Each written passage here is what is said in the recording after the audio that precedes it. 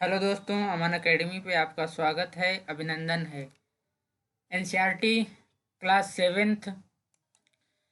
Seventh के already हम लोग 3 लेसन कर चुके हैं। यह हमारा चौथा लेसन है जिसका नाम है उष्मा। फोर्थ लेसन है जिसका नाम है उष्मा। उष्मा के विषय में हम आज पढ़ेंगे। इससे पहले जो थर्ड लेसन था रेशो से वस्तु तक, जिसको हम पढ़ चुके हैं, और आज हम इसको फोर्थ लेसन को पढ़ेंगे। अध्याय 3 में हम पढ़ चुके हैं कि ऊनी वस्त्र जांतों रेशों से बनाए जाते हैं। आप यह भी जानते हैं कि सूती वस्त्र पादप रेशों से बनाए जाते हैं। ये ऑलरेडी बताया जा चुका है कि जो ऊनी वस्त्र होते हैं वो जांतों रेशे से तैयार किए जाते हैं। सूती वस्त्र जो होते हैं वो पादप रेशे से यानी पौधों के रेशे से प्राप्त होते हैं। हम शीतकाल में ऊनी वस्त्र पहनते हैं, यानी सर्दियों के मौसम में ऊनी वस्त्र पहनते हैं जो हमें गर्म रखते हैं। जब मौसम गर्म होता है तब हम हल्के रंग के सूती वस्त्र पहनना पसंद करते हैं। ये हमें ठंडक का अनुभव कराते हैं। आप यह जानने के लिए अवश्य ही उत्सुक होंगे कि किसी विशेष ऋतु के लिए विशेष प्रकार के वस्त्र ही क्यों उपयुक्त होते हैं। यानी सर्दियों में हम ऊनी वस्त्र पहनते हैं जबकि गर्मियों में हम लोग सूती वस्त्र पहनते हैं, ऐसा क्यों? शीतकाल में आप घर के अंदर ठंड का अनुभव करते हैं, यानी सर्दियों में देखा होगा कि घर के अंदर आपको क्या लगती है, ठंड का अनुभव होता है। घर के अंदर आपको ठंड का अनुभव होता है। यदि आप धूप में आ जाएं तो गर्मी का अनुभव करते हैं। देखा होगा आमतौर पर कि सर्दियों में लोग घरों से बाहर निकल आते हैं जब धूप बाहर आ जाती है। ग्रीष्म काल में तो आप घर के अंदर भी गर्मी का अनुभव करते हैं। हम यह कैसे जान पाते हैं कि कोई वस्तु गर्म है अथवा ठंडी?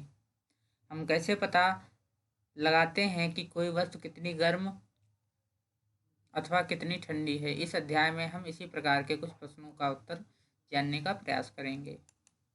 ठंड, गर्म तथा ठंड। गर्म तथा ठंड। अपने दैनिक जीवन में हम अनेक वस्तुओं के संपर्क में आते हैं। इनमें से कुछ गर्म हैं और कुछ ठंडी हैं। जैसे चाय गर्म होती है, आमतौर पर लोग चाय ज़्यादा पीना पसंद करते हैं क्योंकि चाय गर्म है। बर्फ़ ठंडी होती है। सारणी 4.1 में सामान्य उपयोगी वस्तुओं की सूची दी गई है। इस सूची में कुछ और नाम जोड़िए। इन वस्तुओं को गर्म या ठंडी के रूप में चिन्हित कीजिए। हम देखते हैं कि कुछ वस्तुएं ठंडी जबकि कुछ गर्म हैं। आप यह भी जानते हैं कि कुछ वस्तुएं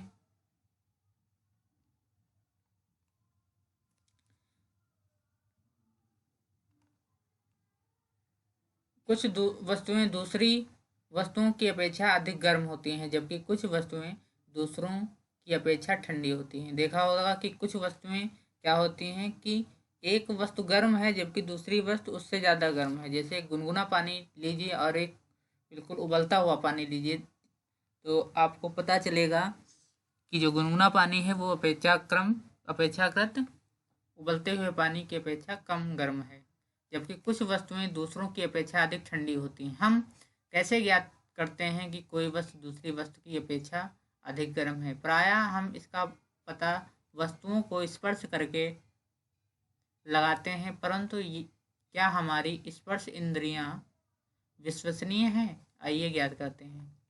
इससे पहले यहाँ पर दिया हुआ है कि आपको परामर्श दिया जाता है कि बहुत अधिक गर्म वस्तुओं को ना छुएं। मोमबत्ती की ज्वाला अथवा स्टोव छूते समय सतर्क रहें।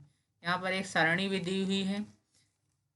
यहाँ ठंडे और गर्म वस्तुएं दी हुई हैं जिनको आपको विभेद करना है। जैसे आइसक्रीम ठंडी है।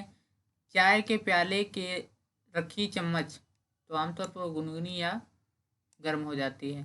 फलों का रस आमतौर पर ठंडा होता है। तलने के लिए उपयुक्त किसी बर्तन की हत्थी आमतौर पर वो गर्म होती है। क्या होती है? गर्म होती है।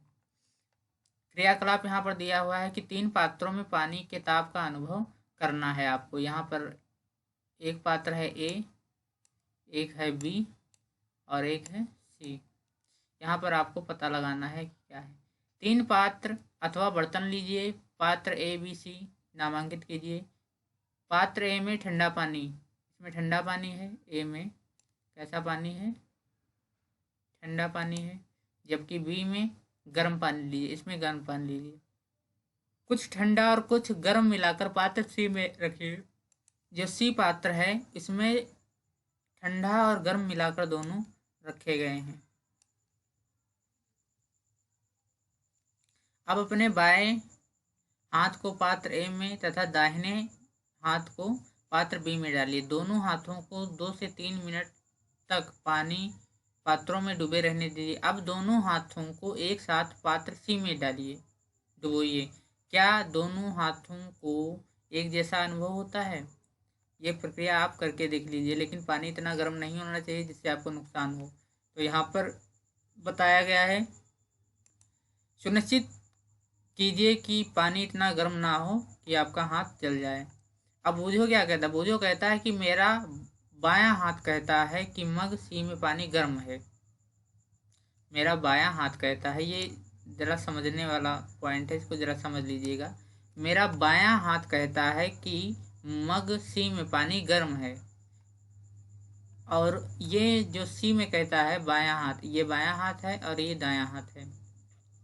तो बायां हाथ क्योंकि ठंडे पानी में था और इसको जब गुनगुने और मिक्स वाले में डाला गया तो इसमें जो है इसको गर्म का अनुभव हुआ, गर्म का अनुभव हुआ। तथा दाहिना हाथ उसी पानी को ठंडा बतलाता है। मैं क्या निष्कर्ष निकालूं? और इसमें जो है, जो दाहिना हाथ जो गर्म था, जो दाहिना हाथ गर्म था उसको गुनगुने और मिक्स वाले पानी में डाला गया तो ये ठंडा का अनुभव कर रहा है। कैसा अनुभव कर रहा है? ठंड का। यानी जो बायां हाथ था जो ठंडे पानी में था वो गर्म का अनुभव कर रहा है, जबकि जो ठंडे पानी में था वो उसमें गर्म का अनुभव। तो इससे ये पता चलता है, बोझों की उलझन यह दर्शाती है कि निश्चित करने के लिए कोई वस्तु गर्म है या ठंडी है, हम अपनी स्पर्श इंद्रियों पर विश्वास नहीं कर सकते। क्योंकि यहाँ पर जो प्रयोग किया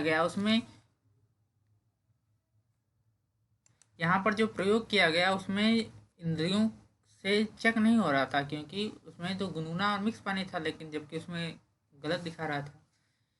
तब हम यह कैसे ज्ञात कर सकते हैं कि कोई वस्तु वास्तव में कितनी गर्म है? किसी वस्तु की उष्णता, गर्मी की विश्वसनीय माप उसके ताप से की जा सकती है। ताप मापने के लिए उपयोग की जाने वाली जो युक्त होती है वो तापमापी या थर्मामीटर कहते हैं।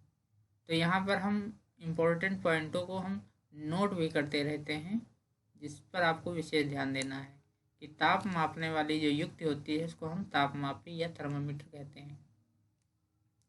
अब ताप मापन क्या होता है? ताप का मापन क्या होता है? क्या आपने कोई तापमापी देखा है? याद करिए कि जब कभी आपको या आपके परिवार में किसी को बुखार चढ़ा था तो टेम्परेचर, ताप को थर्मामीटर तापमापी से मापा गया था।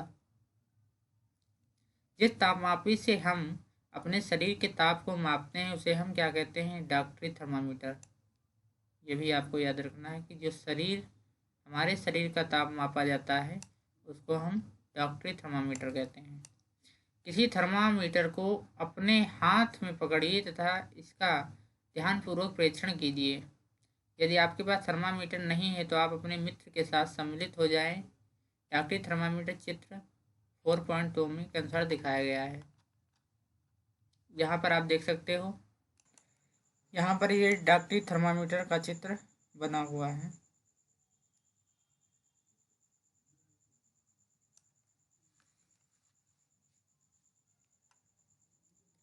डॉक्टरी थर्मामीटर में एक लंबी, बारीक तथा एक समान व्यास की कांच की नली होती है। इसके एक सिरे पर एक बल्ब होता है। यहाँ पर देखिए, ये एक सिरे पर क्या होता है?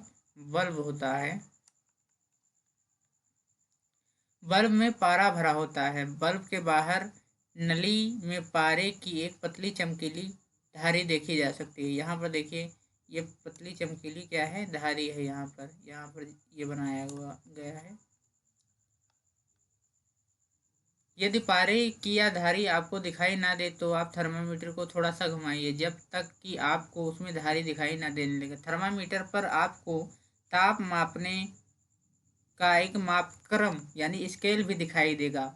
उपयोग किए जाने वाला या मापक्रम जो होता है वो सेल्सियस स्केल होता है। कैसा होता है? सेल्सियस होता है, और जिसे सी के द्वारा दर्शाते हैं, जिसे हम सी के द्वारा दर्शाते हैं। यहाँ पर देखिए, यहाँ पर जो सेल्सियस में दर्शाया गया है 36 डिग्री सेल्सियस, 37 डिग्री सेल्सियस। वो जो दुविधा में है कि चित्र 4.2 में दर्शाए गए दो मापक्रमों में से वह किसे पढ़े। यहाँ पर देखिए दो मापक्रम दर्शाए गए हैं, एक ऊपर वाला और एक नीचे वाला। पहली ने उसे बताया कि भारत में हमने सेल्सियस स्केल को अपनाया है और हमें इसी स्केल का उपयोग करना चाहिए। दूसरा जो मापक्रम होता है वो फ़ारेनहाइट का होता है, जिसका परिसर जो होता है 94 से 108 डिग्री तक होता है, जिसे पहले प्रयोग किया जाता था। यहाँ पर जो दूसरा है वो फ़ारेनहाइट में है और ये डिग्री सेल्सियस में, यहाँ पर देखिए सी बना हुआ है। और जो फ़ारेनहाइट होता है भारत में जो है डिग्री सेल्सियस को अपनाया गया है।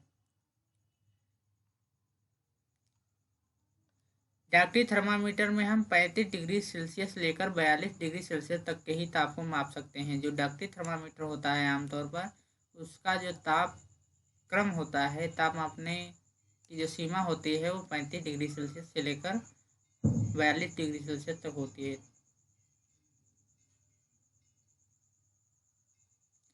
थर्मामीटर से ताप मापना। आइए यह सीखें कि थर्मामीटर को कैसे पढ़ा जाता है।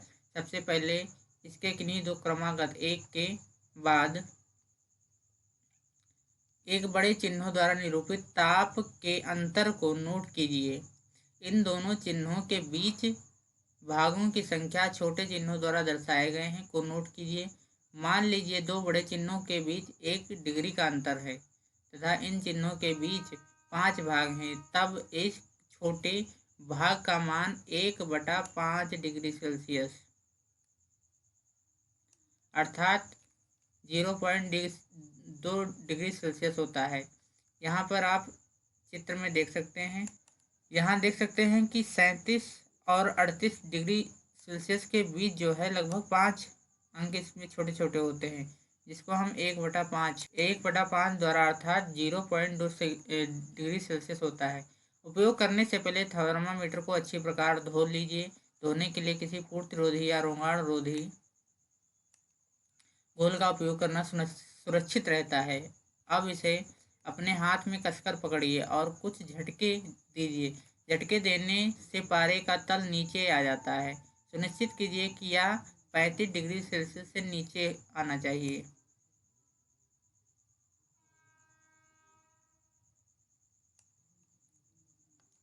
जब थर्मामीटर के बल्ब को अपनी जीभ के नीचे रखिए और 1 मिनट के पश्चात थर्मामीटर को बाहर निकालिए और उसका पाठ्यांक नोट कीजिए। यह आपके शरीर का ताप है। ताप को सदैव इसके मात्रक डिग्री सेल्सियस के साथ व्यक्त किया जाता है। आपने अपने शरीर का ताप कितना नोट किया? मानव शरीर का सामान्य ताप लगभग नहीं 37 डिग्री सेल्सियस होता है। ये याद रखिएगा कि जो मानव शरीर का जो सामान्य ताप होता है वो 37 डिग्री सेल्सियस होता है। ध्यान दीजिए कि ताप को इसके मात्रक के साथ व्यक्त किया गया है। पहली ने अपने शरीर का ताप मापा। वह चिंतित हो गई क्योंकि यह ठीक 37 डिग्री सेल्सियस नहीं था। आइए पहली को विश्वास दिलाएं कि उसके साथ कोई समस्या नहीं है। डॉक्टरी थर्मामीटर की सहायता से कुछ मित्रों कम से कम 10 के शरीर का ताप मापिए। अपने प्रेक्षणों को सारणी 2.2 में अंकित करिए। यहाँ पर कुछ डॉक्टरी थर्मामीटर के उपयोग के लिए सावधानियां भी बताई गई हैं। थर्मामीटर को उपयोग करने से पहले उपयोग के पश्चात धोना चाहिए। धोने के लिए किसी पोर्टरोधी या एंटीसेप्टिक घोल का उपयोग अच्छा रहता है। सुनिश्चित कीजिए कि उपयोग से पहले पारे का जो तल है वो 35 डिग्री सेल्सियस से नीचे हो। थर्मामीटर को पढ़ते समय पारे का तल दृष्ट रेखा में सीध में होना चाहिए। जैसे यहाँ पर जिस प्रकार से ये पकड़ा गया है, बिल्कुल सीध में होना चाहिए। थर्मामीटर का सावधानी पूर्वक उपयोग कीजिए। किसी कठोर वस्तु से टकरा कर या टूट सकता है। थर्मामीटर का उपयोग करते समय इसे बल्ब से, जो बल्ब होता है यहाँ पर, नहीं पकड़ना चाहिए। क्या प्रत्येक विद्यार्थी के शरीर का ताप 37 डिग्री सेल्सियस है? यह आवश्यक नहीं है कि प्रत्येक व्यक्ति का सामान्य ताप 37 डिग्री सेल्सियस हो, या कुछ अधिक या अथवा कुछ कम भी हो सकता है। वास्तव में जिसे हम सामान्य ताप यानी नॉर्मल टेम्परेचर कहते हैं, वह स्वस्थ व्यक्तियों के विशाल समूह के शरीर का औसत ताप है।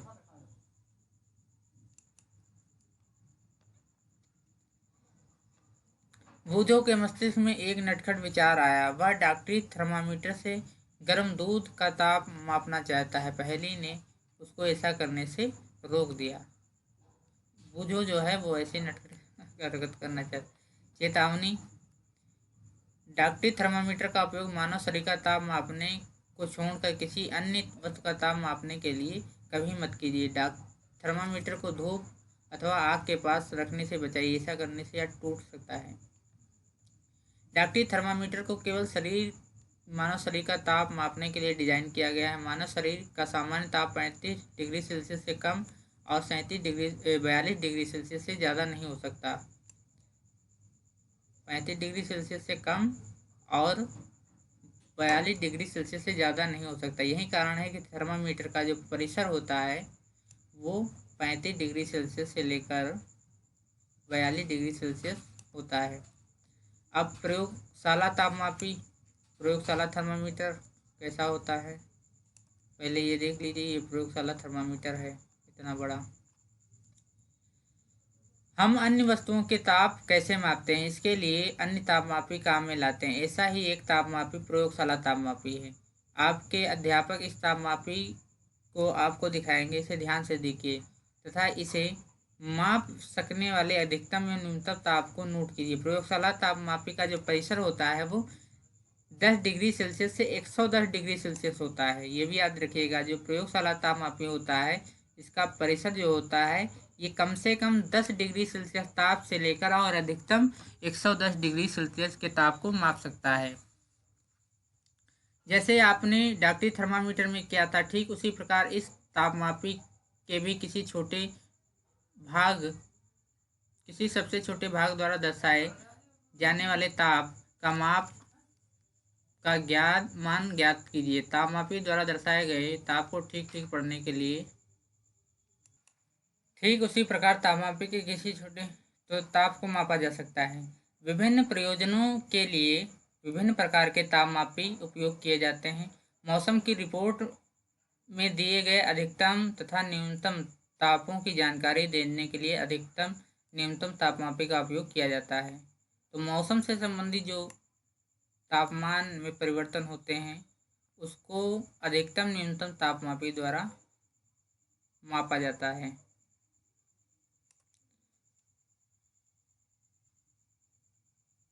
तो ये याद रखिएगा कि प्रयोगशाला जो तापमापी होता है वो 10 डिग्री सेल्सियस से लेकर 110 डिग्री सेल्सियस तक के ताप को माप सकता है। ये प्रयोगशाला तापमापी, यहाँ पर देखिए चित्र में भी दिखा हुआ है, ये प्रयोगशाला तापमापी है।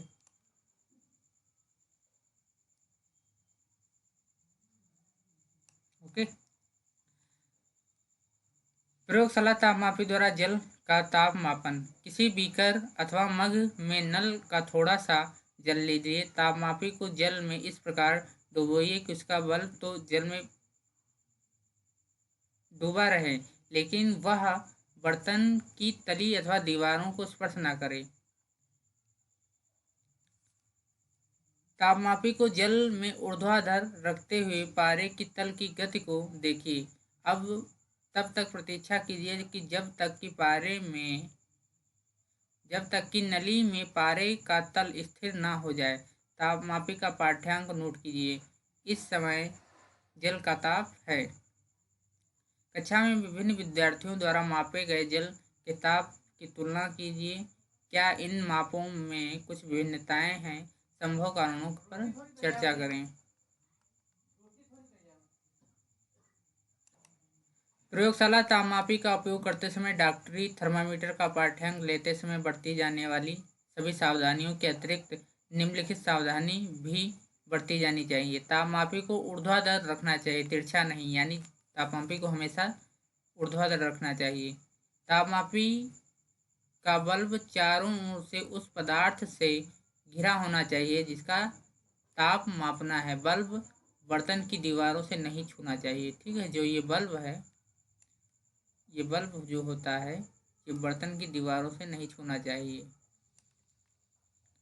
बुझों को अब समझ में आ गया कि उच्च तापों को मापने के लिए डॉक्टरी थर्मामीटर का उपयोग क्यों नहीं करना चाहिए, लेकिन वह अब भी उलझन में है कि क्या प्रयोगशाला तापमापी द्वारा उसके शरीर का ताप मापा जा सकता है। आइए इस प्रश्न का उत्तर खोजने का प्रयत्न करते हैं। किसी बीकर या मग में थोड़ा गर्म जल लीजिए। तापमापी के बल्ब को जल में डुबोइए। पारे के तल के स्थिर होने तक प्रतीक्षा कीजिए। जब पारे का तल स्थिर हो जाए तो ताप नोट कीजिए। क्या तापमापी को जल से बाहर निकालिए। ध्यानपूर्वक देखिए कि अब क्या होता है। क्या आप देखते हैं कि जैसे ही तापमापी को जल से बाहर निकालते हैं पारे का तल गिरने लगता है। इसका अर्थ है कि प्रयोगशाला तापमापी द्वारा ताप का पाठ्यांक तभी नोट करना चाहिए जब उसका बल्ब जल या वस्तु में रखा है जिसका ताप मापना है। स्मरण कीजिए कि शरीर का ताप मापते समय आपको पाठ्यांक नोट करने के लिए थर्मामीटर को मुंह से बाहर निकालना पड़ता है। क्या तब आप प्रयोगशाला तापमापी को शरीर का ताप मापने के लिए उपयोग कर सकते हैं। स्पष्ट है कि प्रयोगशाला तापमापी का उपयोग इस प्रयोजन के लिए सुविधाजनक नहीं है। इसीलिए जो प्रयोगशाला तापमापी है इसको मनुष्य के ताप को नापने के लिए उपयोग नहीं किया जाता है। डॉक्टरी थर्मामीटर को मुंह से बाहर निकाल लेने पर पारे का तल नीचे या ऊपर क्यों नहीं जाता। किसी डॉक्टरी थर्मामीटर का फिर से परीक्षण कीजिए। क्या आप बल्ब के पास कोई विभंग किक देखते हैं। बल्ब के पास कोई विभंग किक देखते हैं। यहाँ पर देखिए ये पारे के पास कुछ एक विभंग दिखाई दे रहा है। यहाँ पर देख सकते हो। विभंग का क्या लाभ है। यह पारे के तल को अपने आप नीचे गिरने से रोकता है। जो ये विभंग दिया हुआ है ये अपने आप जो ताप होता है वो गिरने से रोकता है। वो जो यह जानने के लिए उत्सुक है कि जब तापमापी का बल्ब किसी वस्तु के संपर्क में आता है तो पारे के तल में परिवर्तन क्यों होता है। पारे के तल में परिवर्तन क्यों होता है। तापमापी में पारे के प्रयोग के विषय में अनेक चिंताएं हैं। पारा एक विषाक्त पदार्थ है और यदि तापमापी टूट जाए तो इसका निपटान अत्यंत कठिन है। आजकल अंकीय तापमापी या डिजिटल थर्मामीटर उपलब्ध है जिसमें पारे का उपयोग नहीं किया जाता है। ये एक प्रकार का जो है डिजिटल थर्मामीटर है जिसमें पारे का उपयोग नहीं किया जाता। अब ऊष्मा का स्थानांतरण। संभवतः आपने देखा है कि जब किसी बर्तन को ज्वाला पर रखते हैं तो वह तप्त हो जाता है यानी गर्म हो जाता है। इसका कारण है कि ऊष्मा ज्वाला से बर्तन की ओर चली जाती है। जब बर्तन को ज्वाला से हटा लेते हैं तो यह धीरे धीरे ठंडा हो जाता है। यह ठंडा क्यों हो जाता है। ऊष्मा बर्तन से परिवेश की ओर स्थानांतरित हो जाती है। जो ऊष्मा जो होता है वो परिवेश की ओर स्थानांतरित हो जाती है। इस प्रकार आप समझ सकते हैं कि दोनों स्थितियों में ऊष्मा गर्म वस्तु से ठंडी वस्तु की ओर प्रवाहित होती है। ऊष्मा जो होती है वो गर्म वस्तु से ठंडी वस्तु की ओर क्या होती है, प्रवाहित होती है। तो याद रखिएगा कि जो ऊष्मा होती है वो हमेशा गर्म वस्तु से ठंडी वस्तु की ओर प्रवाहित होती है। वास्तव में ऊष्मा सदैव गर्म वस्तु से अपेक्षाकृत ठंडी वस्तु की ओर ही प्रवाहित होती है। पहली जानना चाहती है क्या इसका यह अर्थ है कि दो वस्तुओं का ताप समान हो तो ऊष्मा स्थानांतरित नहीं होगी। बहुत अच्छा क्वेश्चन है। ऊष्मा किस प्रकार स्थानांतरित होते हैं, आइए इसकी खोज करें। क्रियाकलाप है एल्युमिनियम तथा लोहे जैसी किसी धातु की एक क्षण अथवा चपटी पट्टी लीजिए। क्षण पर मोम के छोटे छोटे टुकड़े चिपकाइए। यहाँ पर देखिए, यहाँ पर मोम के छोटे छोटे टुकड़े चिपकाए गए हैं। ये टुकड़े लगभग समान दूरियों पर होने चाहिए। एक क्षण के एक सिरे को एक प्रयोगशाला स्टैंड पर कसिए। यदि आपको स्टैंड ना मिले तो आप क्षण के एक सिरे को ईंटों के बीच दबाकर रख सकते हैं। अब क्षण के दूसरे सिरे को गर्म कीजिए और ध्यानपूर्वक देखिए। इस प्रकार से आप रख सकते हो और उसको एक सिरे पर क्या करिए, गर्म करिए। मोम के टुकड़ों का क्या होता है, क्या ये टुकड़े गिरना आरंभ कर देते हैं? कौन सा टुकड़ा सबसे पहले गिरेगा? जाहिर सी बात है जो पास में होगा ये वाला पहले गिरेगा, फिर बाद में ये, फिर ये, फिर ये और फिर ये। क्या आप सोचते हैं कि ऊष्मा ज्वाला के सबसे निकट वाला जो है ये के सिरे से दूसरे सिरे की ओर स्थानांतरित होती है? वह प्रक्रम जिसमें ऊष्मा किसी वस्तु से गर्म सिरे से ठंडे सिरे की ओर स्थानांतरित होती है चालन कहलाती है। ये याद रखिएगा कि वह प्रक्रम जिसमें ऊष्मा किसी वस्तु के गर्म सिरे से ठंडे सिरे की ओर स्थानांतरित होती है चालन कहलाती है।